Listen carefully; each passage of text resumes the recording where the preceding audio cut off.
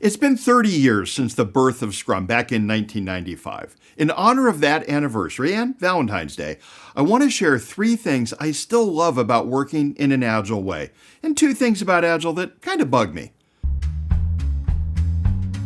First, I love how being Agile means I don't have to make all the decisions.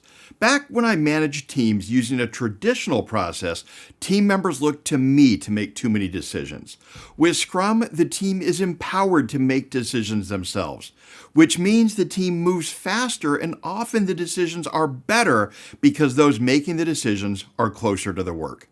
As a leader, refrain from reversing a decision just because it differs from the one you would have made.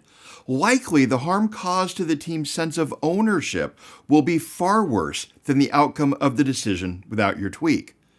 Second, I love the added focus and momentum teams have from working in iterations and meeting daily to sync their progress.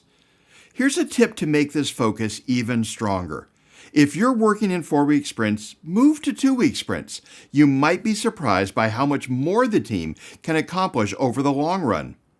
Third, I love how sprint reviews keep teams and their product owners focused on end users. Hearing directly from users ensures a better end product.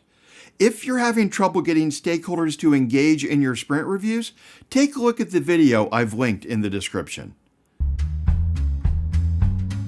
Now, for the things about Agile that bug me. First, I don't like the name Agile. It's too appealing. It's like the old saying that you can't be too rich, too thin, or too agile. Everyone wants to be agile. Not everyone wants to do the work of changing. An organization behaves how it does because of things like its org chart, job titles, how goals are set, the attitudes and behavior of managers and leaders, and more. All of this organizational gravity shapes teams and behaviors.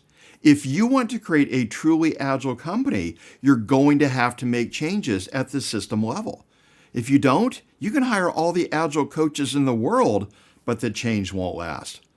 Second, I don't like the damage done to the overall agile movement when people try an agile practice or two, don't fully commit to working differently, and then blame agile when not much changes.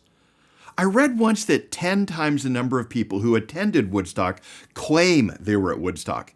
It's like that with Agile processes. Out of all the Agile teams that claim they've tried Agile, maybe a 10th really gave Agile a fair try. And the ones who phoned it in are the ones who complain it doesn't work. So here's my tip. If your team is half-heartedly trying Agile or Scrum, go all in. If people aren't sure how to work as part of a Scrum team, invest in training for your whole team. Or if that isn't feasible, send a few members of your team to the same training. Scrum is a time-tested framework for getting better products into users' hands faster. But giving Scrum an honest try and making hard changes are essential if you want to succeed. If you found this video helpful, please do me a favor and hit the like button. It really does help YouTube know to show the video to others. And click the subscribe button if you'd like to be notified of future tips.